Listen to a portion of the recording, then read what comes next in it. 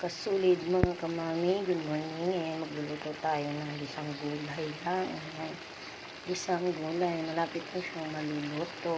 Ayan, isang gulay, tayo na lang. Pagkatapos, ayan, isa lang natin, sini-steam lang siya.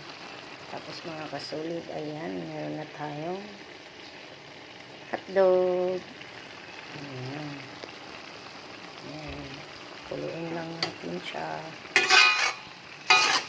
Lapit na itong maluto mga kasulid. Pasensya na kayo kahapon. Ayan,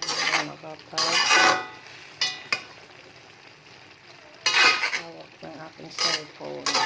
Kaya kasulid kainan na yan pagkatapos.